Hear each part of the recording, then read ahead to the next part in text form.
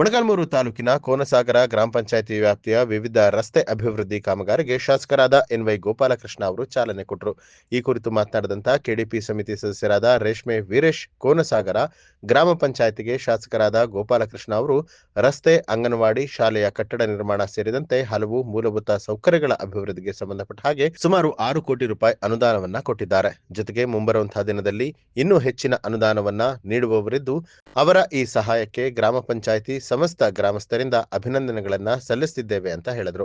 ಈ ಸಂದರ್ಭದಲ್ಲಿ ಕೋನಸಾಗರ ಗ್ರಾಮ ಪಂಚಾಯಿತಿ ಅಧ್ಯಕ್ಷರಾದ ಶ್ರೀಮತಿ ರೇಣುಕಮ್ಮ ಶ್ರೀನಿವಾಸ್, ತಹಸೀಲ್ದಾರ್ ಜಗದೀಶ್, ಇಂಜಿನಿಯರ್ ಲಕ್ಷ್ಮೀನಾರಾಯಣ್, ತಾಲೂಕು ಕಾರ್ಯನಿರ್ವಾಹಕ ಅಧಿಕಾರಿ ಹನುಮಂತಪ್ಪ, ಗುತ್ತಿಗೆದಾರ ಖಲೀಲ್, ಹೀಗೆ ಕಾಂಗ್ರೆಸ್ನ ಮುಖಂಡರು ಹಾಗೆ ಗ್ರಾಮ ಪಂಚಾಯಿತಿ ಸರ್ವ ಸದಸ್ಯರು ಉಪಸ್ಥಿತರಾಗಿದ್ದರು.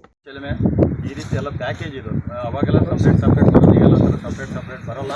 ಪ್ಯಾಕೇಜ್ ಅಂತಂದಲ್ಲಿ ಎಲ್ಲೆಲ್ಲಿ ಏನೇನು ಕಾಮಗಾರಿಗಳಿರೋ ಅಂತೇಳಿ ಆ ಕಾಮಗಾರಿನೆಲ್ಲ ಒಂದು ಒಗ್ಗೂಡಿಸಿ ಅದನ್ನು ಒಂದು ಪ್ಯಾಕೇಜ್ ಅಂತ ಮಾಡಿಬಿಟ್ಟು 3 ಕೋಟಿ ಅನುದಾನವನ್ನು ನಮ್ಮ ಒಂದು ಗ್ರಾಮಕ್ಕೆ ನಿಮ್ಮ ಎಲ್ಲ ಮೆಚ್ಚಿನ ನಾಯಕರಾಗಿರ್ತಕ್ಕಂಥ ನಮ್ಮ ಶಾಸಕರು ನಮಗೆ ಅನುದಾನ ಕೊಟ್ಟದಕ್ಕೆ ತುಂಬ ಧನ್ಯವಾದ ಅಂತ ನಾನು ಹೇಳಕ್ಕೆ.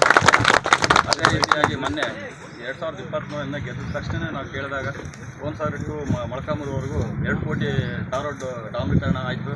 ಅದೇ ರೀತಿ ಅದಾದ ತಕ್ಷಣ ಮತ್ತೆ ನಮಗೆ ಹಾಸ್ಟೆಲ್ ಕೇಳಿದಾಗ ಹಾಸ್ಟೆಲ್ನ 6.5 ಕೋಟಿದ ಹಾಸ್ಟೆಲ್ ಕೊಟ್ಟು ನಮಗೆ ಮಂಜೂರು ಮಾಡಿಕೊಟ್ಟು ನಮಗೆಲ್ಲ SC ST ಜನಗಳು ಜನರಲ್ಗೆಲ್ಲ ಅನುಕೂಲ ಮಾಡಿಕೊಟ್ಟಿದ್ದಾರೆ ಅಂತೇಳಿ ನನ್ನ ವೈಯಕ್ತಿಕ ಅಭಿಪ್ರಾಯ ಪಡ್ತೀನಿ.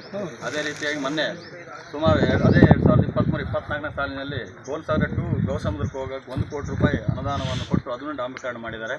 ಮತ್ತು ಇನ್ನು ಈಗ ರೀಸೆಂಟಾಗಿ ಮತ್ತೆ ಒಂದು ಪ್ರಕ್ರಿಯೆ ಇದೆಲ್ಲ ಇತ್ತು. ಹಾಸ್ಟೆಲ್ ಮುಂಭಾಗದಿಂದ ಅಂದರೆ ಗೊಲ್ಲಹಳ್ಳಿ ರೋಡ್ ಕೋನಸಾಗರ ಟು ಗೊಲ್ಲಹಳ್ಳಿಗೆ ಅದು ಸಮೇತ 2 ಕೋಟಿ ರೂಪಾಯಿ ಶಾಂಕ್ಷನ್ ಮಾಡಿದ್ದಾರೆ. ಅದನ್ನು ಇಷ್ಟರಾಗನೇ ಅದನ್ನು ಗುರುತು ಪೂಜೆ ಮಾಡ್ತಾರೆ ಅಂತೇಳಿ ನಮ್ಮ ಒಂದು ಗ್ರಾಮಕ್ಕೆ ಹೆಚ್ಚಿನದಾಗಿ ರಸ್ತೆಗಳಿಗೆ, ಶಾಲೆಗಳಿಗೆ, ಅಂಗನವಾಡಿಗಳಿಗೆ ಮತ್ತು ನೀರಿನ ಒಂದು ವ್ಯವಸ್ಥಿತವಾಗಿ ಸಾಹೇಬರು ಭಾಳ ಆದ್ಯತೆ ಮೇರೆಗೆ ನಮಗೆ ಕೊಟ್ಟಿದ್ದಾರಂತ ನಾವೆಲ್ಲ ಗ್ರಾಮಸ್ಥರ ಪರವಾಗಿ ನಾನು ಅವರಿಗೆ ಧನ್ಯವಾದಗಳು ಅರ್ಪಿಸ್ತೀನಿ. ನ್ಯೂಸ್ ಅಲರ್ಟ್, ನಿಮ್ಮಿಂದ ನಿಮಗಾಗಿ.